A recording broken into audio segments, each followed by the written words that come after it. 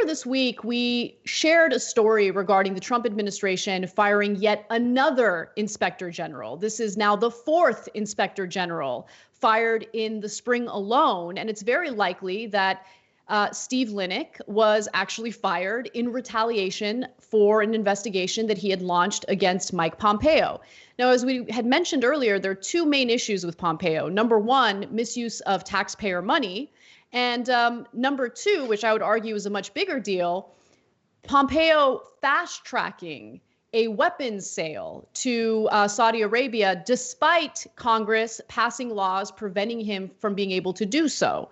And so Pompeo had said that he did not recommend firing Linick in retaliation, and he couldn't have because he didn't know that he was being investigated. Except Linick had requested a meeting with Pompeo in order to ask him questions about the arms sale to Saudi Arabia. And shortly after that, Linick was let go by Donald Trump. And by the way, Pompeo doesn't hide the fact that he's the one who recommended firing Linick. He was asked about it during a press conference today, and here's what he had to say. Several Senate Republicans say they want a specific explanation as to why the administration fired the inspector general here.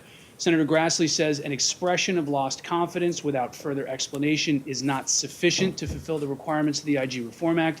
Will you provide Congress a more detailed explanation on why you recommended the firing to the president? And will the State Department make the House Foreign Affairs Committee deadline for documents this Friday at 5? So there's been lots of discussion about this. I've read a number of reports. Let me say three things. First, the president has the unilateral right to choose who he wants to be his inspector general at every agency in the federal government. They are presidentially confirmed positions, and those persons, just like all of us, serve at the pleasure of the President of the United States. In this case, I recommended to the president that Steve Linick be terminated. I frankly should have done it some time ago. I think I gotta get you out, sir.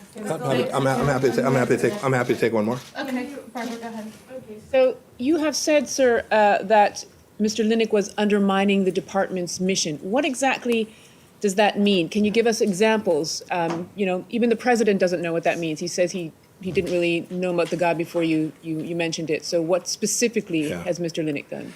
Yeah, unlike others, I don't talk about personnel matters. I don't leak to y'all. Oh, what a convenient answer there. Clearly, Linick was investigating him. He didn't like it, and that's when he made the recommendation. Yeah.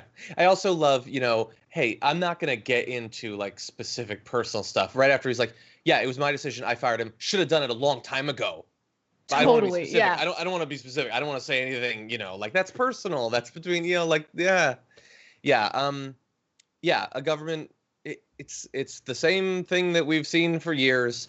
Government can't function, at the very least, for the purposes of helping the American people when it is run by people like Mike Pompeo, who are not in that position. Like, Mike Pompeo is not there waking up every day and just trying to help America's diplomatic position in the world. That's not at all what it is. He believes that it is his kingdom, the Department of State, and as you're going to get into, he's using it and our money for his own personal interests. And he's been apparently given, like, Trump likes him enough that Pompeo can just offer people up and Trump will fire him. I kind of buy that Trump has no idea why, potentially, is enough that Pompeo wanted him fired. That's all it takes. Yeah, of course. Of course, Trump hates inspectors general. Like, he hates them. He hates having a watchdog. And honestly, I think that there's a pretty giant flaw in the way government works when government watchdogs can just easily be fired by the president with no real reason. I mean, they're supposed to be holding the executive branch accountable. That's the whole reason why they're there. The inspectors general, it's such a weird, like, grammatical thing. It drives me crazy. But inspectors general were, created after the Nixon Watergate scandal. But, like, how does it make sense to have the very person who is supposed to be the investigated make the decision as to whether or not the person investigating them should have their job? Like, anyway, so we have a few more minutes. I just want to share some details from an NBC News report.